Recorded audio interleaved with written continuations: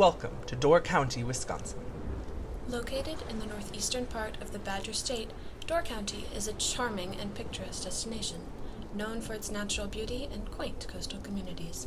Bordered by Lake Michigan to the east and Green Bay to the west, the county boasts stunning waterfront views, pristine beaches, and vibrant fall foliage that draws visitors year-round.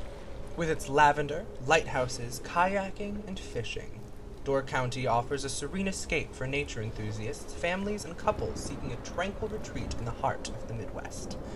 All that would change in 2019 when a string of gruesome murders shocked the quaint coastal county. This is the story of the Door County Key Killer, an unsolved string of serial killings claiming the lives of 7 residents and terrifying hundreds more. So, we invite you to join us as we take a look into these crimes, the people involved, and the theories as to who may have been behind the whole affair. Dearest listeners, Welcome to Locked Door County.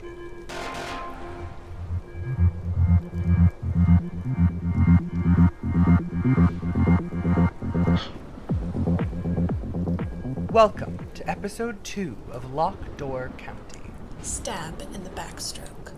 If you remember, last episode followed the death of orthodontist and oral surgeon Dr. Philip Hayes. Dr. Hayes was found dead in his practice. Cause of death was blunt force trauma. The weapon, a tank of nitrous oxide. Though the suspect list was rather pointed, no arrests were made and no prime suspect was announced. Perhaps because only 11 days later, fate would strike the home of the Aggenato family. The second murder pulled attention and resources from the already relatively cold case, cementing it as an unsolved murder for the foreseeable future. Even objectively, there was little to no physical evidence. The killer cleaned the scene with precision and left barely any evidence behind except for the core element, the key ring pierced through the victim's lip. All the police had was a list of possible motives, ties to a loose gallery of friends, family, co-workers, and the Marlin family. A family that you have not heard the last of. As alluded to, Dr. Hayes' murder would be placed on the back burner 11 days after his body was found on the 13th of September, 2019. On the 24th of September, police would be called to the home of local restaurateur Andrea Aggenato. He was born in the city of Lecce on the Salento Peninsula in the Puglia region of Italy. Or for the rest of us, the Boot Heel. He was born in 1964 to a family of olive and grape vintners. His mother, Fabrizia Valenza, was a school teacher, and his father, Alberto Aggenato, was a 4th-generation vintner. He was the second of 5 siblings. His elder brother, Alonso, walked in his father's footsteps and took over the family farm and business upon their father's death in 1998. His younger 2 sisters remained attached to the farm while he and their youngest brother moved away.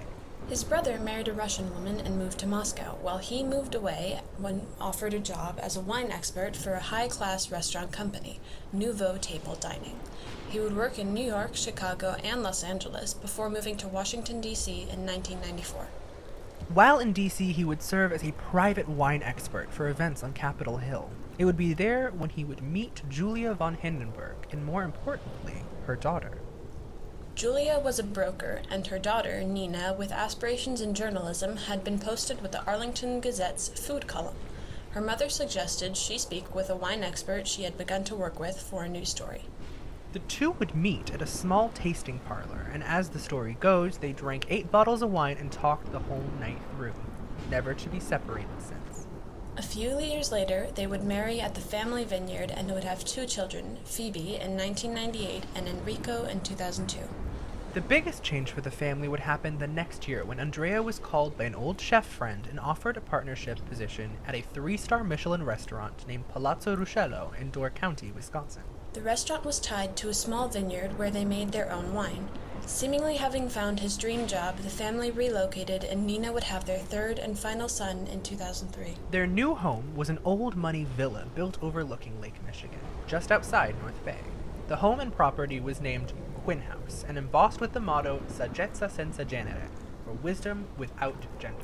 Little is known as to the history of the property or how it got its name and motto, but the fact that it was sold to the family by the same owners who sold them the Palazzo Ruscello, a woman by the name of Vivian Finn. In 2012, he would be made a master sommelier and would open 2 more restaurants in Door County. Vino dell'Alberto opened in 2013, and La Cucina della Fabrizia in 2016. Nina's mother, Julia, retired in 2018 and resolved to spend more time with her grandkids. She split her time between her home in D.C. and the mother-in-law suite at Quinn House. She even had the pool house listed as a place of residence. Their eldest and only daughter, Phoebe, graduated with an expedited bachelor's from the University of Wisconsin, Green Bay in business management and accounting. She leveraged a summer internship into a permanent position with local business owner Miss Jacqueline Wright. A name you'll hear more of next episode. Their middle child, Enrico, was a rising senior. Notably, he was dating a name we're all too familiar with, Rebecca Marlin. Their youngest son, Dante, was quiet and spent most of his time away from the family. For that reason, he would be away the night of his father's murder. Police would arrive at the home to find Andrea Aggenato dead, face down in his pool.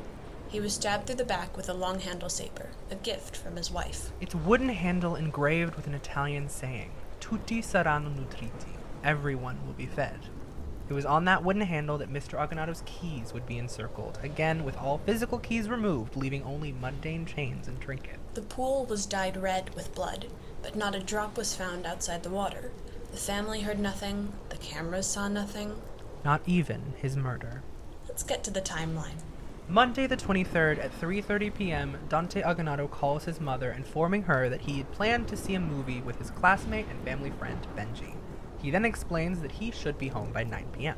5:15 p.m., Enrico returns home from football practice and stays in his room until 6. At 5:40, Phoebe returns from work and pours herself and her mother a glass of wine. The two chat on the back patio by the pool. 20 minutes later, around 6, grandmother Julia arrives with takeout dinner from a Culver's nearby.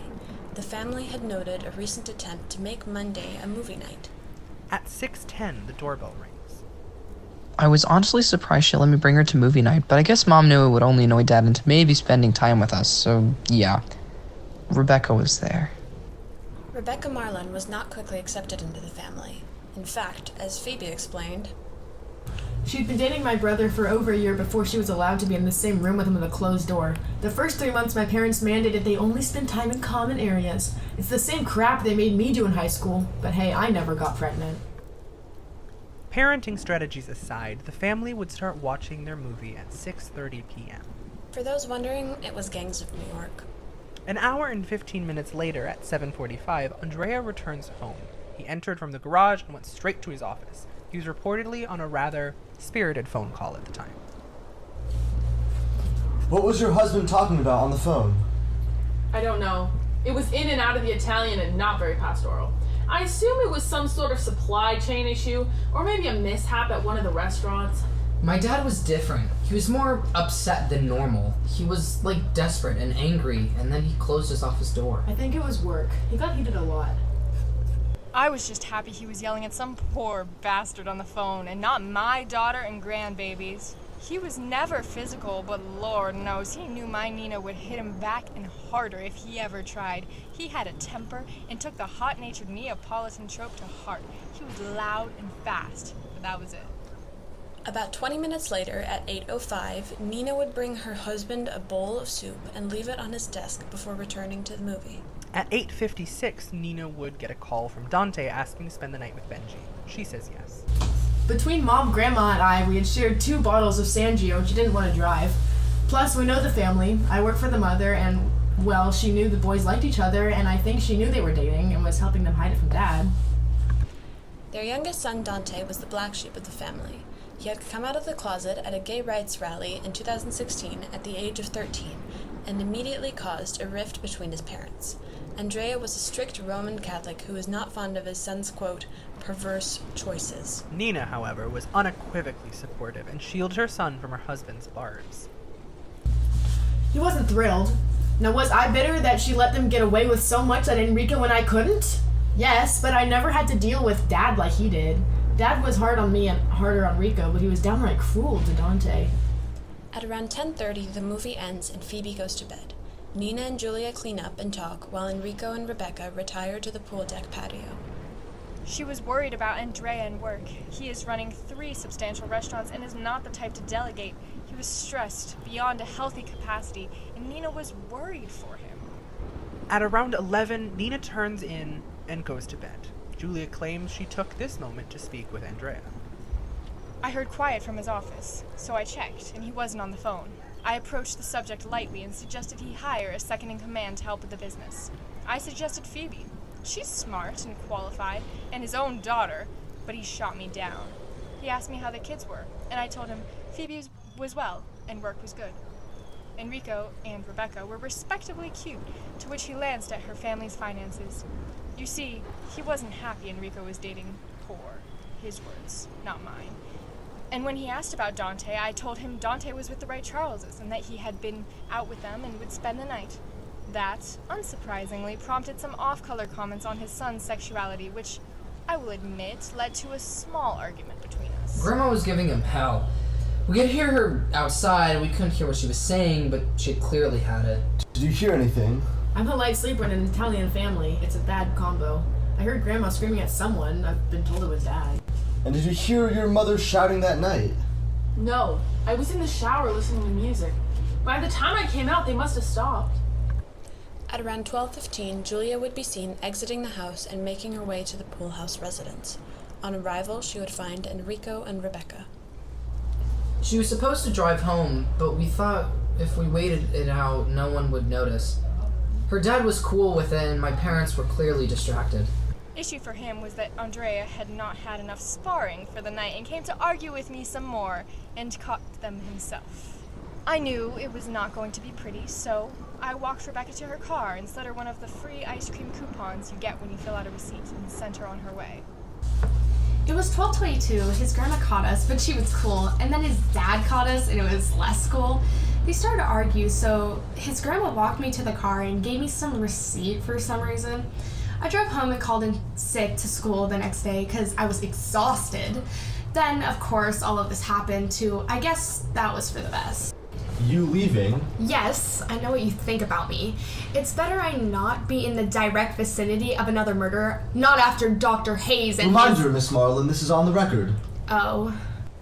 At around 1 a.m., the door in the upstairs hallway slammed shut, waking Phoebe and her mother. We assume this proves the end of Enrico and his father's fight, as both Nina and Phoebe argued that it was Enrico slamming his door shut in a rage. Phoebe backs this up with text records between her and her high school friend Natalie, who was away studying in Japan. At 12:45, she texts Natalie. My dad's at it again with Rico. When do you get back so we can get our apartment and move to Chicago? I need to get out of here. And then... I think my mom is going to talk with him. Someone just went back downstairs. Wait, no. She went back to bed. Other than base support, the conversation strays from the events at Quinn House until 1:09 when she messages this. Just heard a loud crash. Think someone broke a bottle of wine? I mean it. I need to get out of here. She later claimed that she could see from her bedroom window that her father was outside on the phone, still shouting. The last text sent by Phoebe would be at 1:17.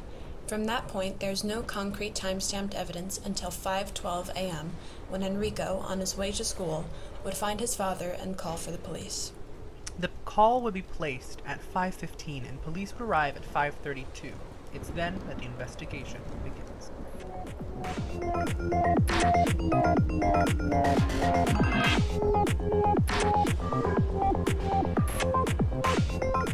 Welcome back to episode 2 of Locked Door County. Before the break, we took a look into the series of events leading up to the death of restaurateur Andrea Aggenato. So, let's get right back into the action. Within the 17 minutes between the 911 call and the arrival of the first responders, 16 phone calls are made on the property. Of the 16, 6 are to Julia von Hindenburg, 2 to Rebecca Marlin, 1 to Jacqueline Wright, Phoebe's boss and the mother of Dante's boyfriend, 2 to Dante himself, 1 to family friend and lawyer Christine Tina Berg, 1 to the local school attendance hotline, and finally 1 to the floor manager at each of the 3 restaurants. Of the 16, a few stick out as strange. The school, Dante, and Miss Charles, and even Rebecca are reasonable calls. The 2 calls to the managers were a business necessity. But 2 people stick out. The first is the notable 6 calls to Julia. When Enrico found the body, he panicked. He began to scream for his mother and sister, who arrive as he dialed 911. Phoebe stayed with her brother while Nina ran to get her mother. The pool house was 2 stories tall, and the living area was on the 2nd floor. Not surprisingly, there was no doorbell, so when Julia wasn't woken up by the screaming and pounding, Nina began to call her cell phone.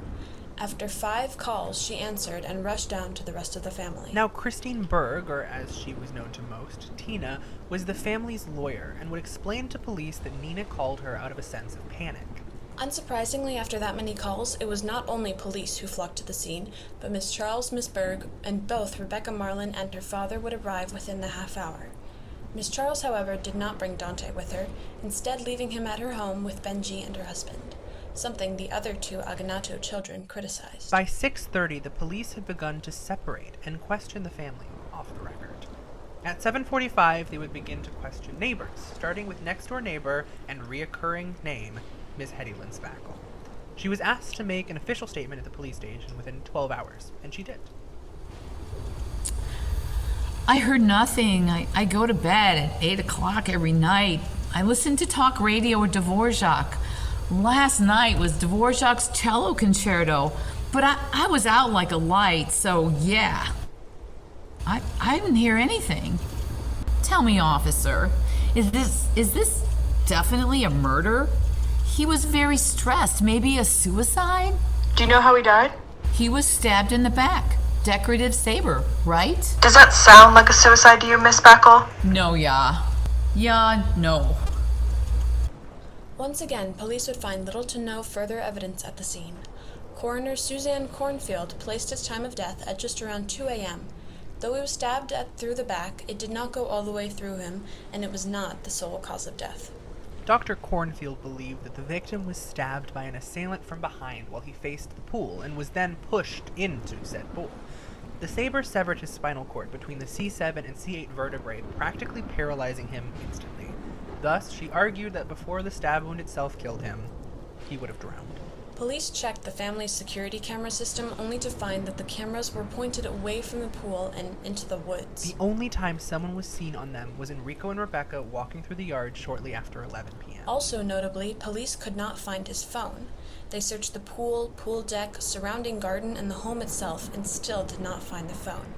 When Nina was asked to call, it appeared offline. In police interviews, Julia became a front-runner of suspicion due to her previous career. Police looked to Julia first, as her residence overlooked the pool, though the pool house electronic locks showed that they were locked from the inside at 12:56. And police themselves checked and confirmed that from the second-floor bedroom they could not see or hear anything on the pool deck. But still, her past and pending FBI investigation pointed somewhere else. Julia von Hindenburg worked for a brokerage firm named Primrose Holding, which she later would go on to be the CEO of. Upon retirement, she remained on the advisory board and retained a small select client list.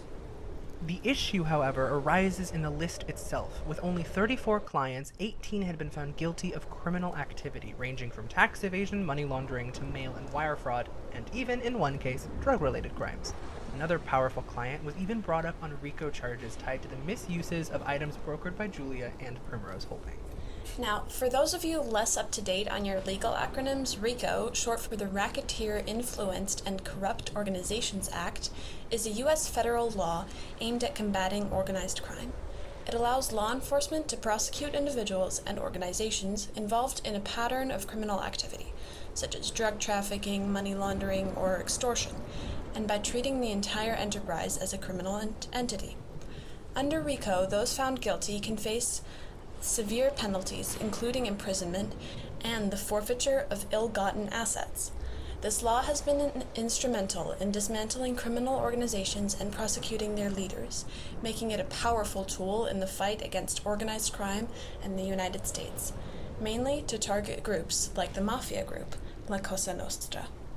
In short, Julia had connections to various large-scale and powerful illegal enterprises, and was, in their eyes, an active participant in said crimes. She had even been notified of an FBI investigation into her business practices, though she maintained her innocence, as can be heard in the pre-written statement she read during the following FBI deposition. I am a broker. I acquire goods and connect buyers and sellers. Yes, I work in high markets like art and antiquities, and yes, I am aware that the goods are on occasion used for illicit activity. But And it is an important but. I am neither legally responsible nor liable for the actions of those parties outside and after the sale of those goods. I am also not an appraiser, so I am not of the proficiency to judge the price of a good. I am simply a conduit for buyers to find sellers, and sellers to find buyers. Besides, respectfully, I had over 300 clients, and almost all of them were upstanding. Hell, I brokered deals for the Smithsonian and the Louvre. I am an ethical and decent woman who acted ethically and decently, and I find this investigation to be an affront to myself and my firm.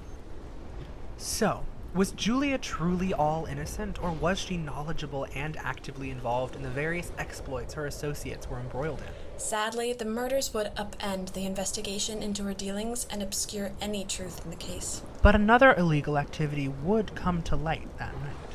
Upon arrival at Palazzo Ruscello, the family's first restaurant, police would uncover a new layer in the case. Police had planned to inquire about Andrea's demeanor that day, but instead stumbled into something much bigger. It appeared that the loading dock behind Palazzo Ruscello was an apparent hotbed for drug traffic. That night, the officers sent to speak with the restaurant staff would witness a reported 6 deals go down, and with photographic evidence would return the next night to arrest 12. That bust would also result in the seizure of over $9,000 in cash, 26.3 pounds of cocaine from a flatbed truck that was valued at an estimated $866,000. Police also recovered 9 pounds of marijuana estimated at $11,700, 8 firearms, 2 switchblades, and 1 bag of oxycodone, and a gold chain with spring-loaded knife inside. So it was an all-around successful night for the Door County Police. I'll say. But that's not all. During the bust, more than one employee would be caught in the crosshairs. One such employee was on a smoke break when the raid started. In fact, it was an employee that we also know all too much about. Paul Gene Hatterson. I mean, it was just so crazy. I went out for my smoke break and shit, and it just got wild. I mean, I just saw a guy get shot. No one was shot in the raid, Mr. Hatterson. Oh. Was this activity a regular occurrence? Since I started, yeah, at least one car each night, and once they sell out, they leave. The very next day, they brought in Nina for more information. Notably, she was slightly intoxicated at the time.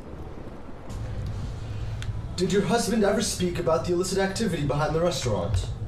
You mean the sex worker? No, she got the clap and retired about a month after we opened. We meant the illicit drug trade. Oh, that! Yeah, he didn't like it. But his patrons didn't know, and what they didn't know doesn't hurt him. Actually, I did see one guy sneak out and come back with a pep in his step, so I assumed he was in on it. Or just on it. Then again, knowing Andrea, he probably was getting a cut for not reporting them. Could one of them possibly have broken in to kill your husband? I guess. The first major break in the case. Could Andrea have been killed over the backstreet dealings behind his restaurant? After the break, a concrete connection and our theories when we return.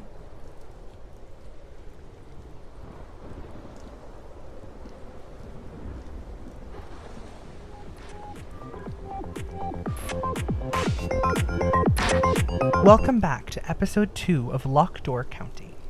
Before the break, we learned more about the early days of the investigation, the secret life of Julia von Hindenburg, and the secret goings behind the family restaurant Palazzo Ruscello. On day 3 of the investigation, police not only questioned drunken Nina, but also began to deep dive into Andrea's business life. Very quickly, they not only found possible evidence of a bribery deal with dealers behind his restaurant, but also a connection to the murder of orthodontist Philip Hayes. As discussed in episode 1, Philip Hayes was found dead in his office, his keys stripped and his keyring pierced through his lower lip. Andrea's corpse would be found with a stripped keyring around the fatal saber's hilt.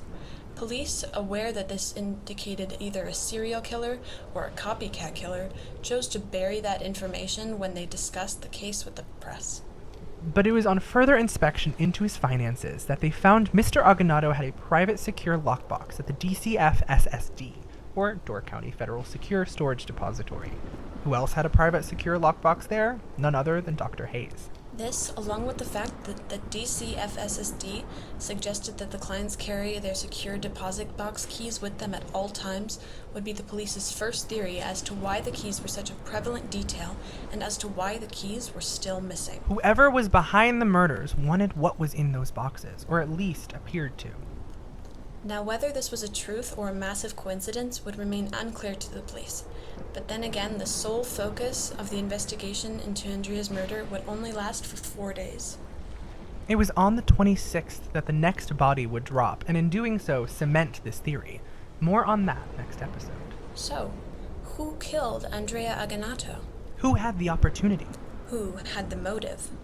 People with both include all members of his family, excluding Dante, who, despite having a strong motivation to silence his father's raging homophobia, was not there at the time and has 4 alibis to back him up. So, did his wife snap after years of apparent verbal abuse? Did his son snap in the defense of his relationship with Rebecca Marlin? Was it Phoebe, who had equally enough of her father's ill treatment? Or Julia, in an attempt to stabilize and protect her family? Other possible involved parties, like Rebecca Marlin and Hetty Lynn Spackle, could have theoretically been involved, but they both lack a clear motivation. And the outside assailant theory lacks any real foundation. Sure, Andrea was involved, at least tangentially, to an outside criminal community, but does that truly cover all the bases to argue that someone made their way into his home on foot, evading all security systems, killed him, cleaned the scene, and then escaped back again on foot? Sounds just a little bit far-fetched to me. So, at its core, what do we say about the murder of Andrea Aggenato? For one, it lacks any real direction. There's no clear suspect after his son, who has a corroborating witness who places him in his bedroom at the time. Julia has no real motivation either, and has an electronic lock with data that shows that she was inside her home with the doors locked over an hour before the estimated time of death. Sadly, this brings us to an end of this second episode of Locked Door County. Once again, we find ourselves looking at a murder with little to no context and little to no intrinsic narrative value. There's no clear answer and no clear direction. It's no wonder the case remains functionally unsolved. So we wouldn't put it past you, dear listener, to question why this case warrants a discussion. But what if we told you that the true story of the Aggenato family was far from being over, and that the 2 murders were not even the beginning of the terror of the Door County key killer? Maybe then we'd pique your interest. Join us next week as the case unfolds a new layer and a new body turns up dead. Another powerful family, another dark and powerful secret, and a leaky pipe. All of this and more to come on the next episode of Locked Door County.